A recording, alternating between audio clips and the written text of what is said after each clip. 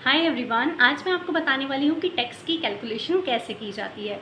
तो आप अपने सीए के पास जाने से पहले खुद ही अपना टैक्स कैलकुलेट करके देख सकते हैं कि आपका कितना टैक्स बनेगा और उसके अकॉर्डिंग आपको ये भी पता चल जाएगा कि क्या आपका कोई रिफंड बनेगा या फिर नहीं।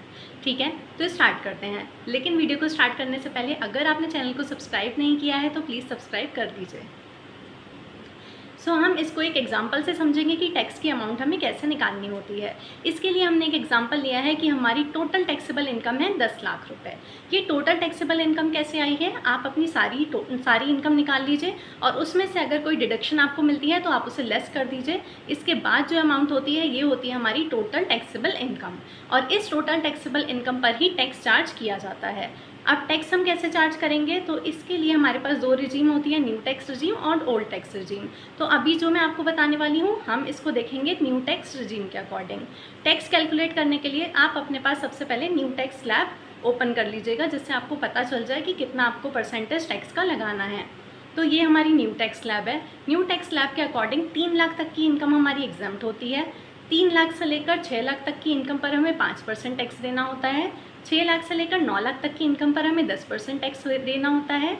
9 लाख से लेकर 12 लाख तक की इनकम पर लगता है 15% टैक्स।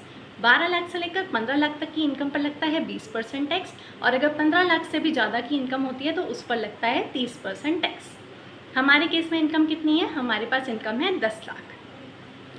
अब इस 10 लाख पर टैक्स कैसे लगेगा, 10 लाख में से पहले 3 लाख को कर देंगे एग्जेम्प्ट, यानी कि फर्स्ट 3 लाख पर टैक्स हो जाएगा हमारा निल।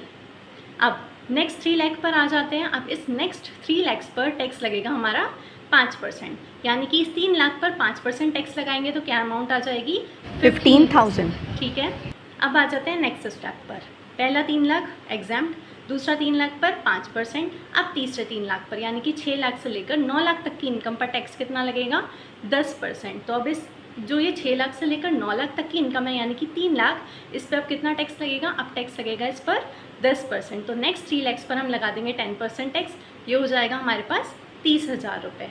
अब कितनी अमाउंट बची, 10 लाख में से 3 लाख चले गए, वो तो हो गए निल। फिर अगले 3 लाख पर लगाया 5%, अगले 3 लाख पर लगाया 10%। अब कितना बचा है हमारे पास बचा है 1 लाख। अब ये कौन से स्लैब में आ रहा है, 9 लाख से लेकर 12 लाख तक के स्लैब में आ रहा है।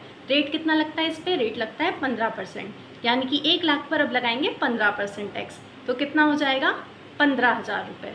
अब इस तीनों का टोटल कर लीजिए तो अमाउंट कितनी आ जाती है, अमाउंट आ गई हमारे पास 60,000 यानी कि 60,000 रुपये। ये हो गई हमारी टैक्स की अमाउंट। लेकिन इतना ही टैक्स नहीं बनेगा आपका, टैक्स के अलावा हमें पे करना होता है health and education cess. Health and education cess tax के ऊपर एक और टैक्स लगाया जाता है। इसकी अमाउंट क्या रहती है, इसकी परसेंटेज रहती है 4%, यानी कि जो टैक्स की अमाउंट आई है उसी पर आप 4% health and education cess charge करते हैं। तो हेल्थ एंड एजुकेशन सेस की अमाउंट हो जाएगी 2400 रुपये। आप इस पूरे को टोटल कर लीजिए तो ये आपका बन जाएगा टोटल टैक्स, जिसकी अमाउंट आ रही है 62,400। अब आपको क्या करना है, अगर आपको ये वीडियो समझ में आई है तो आपके लिए एक टास्क है, आपको कैलकुलेट करके बताना है कि 12 लाख की अगर हमारी इनकम है तो टैक्स कितना बनेगा, और कमेंट सेक्शन में बताइए। देखते हैं आप में से किस किस को ये अच्छे से समझ में आ गया है।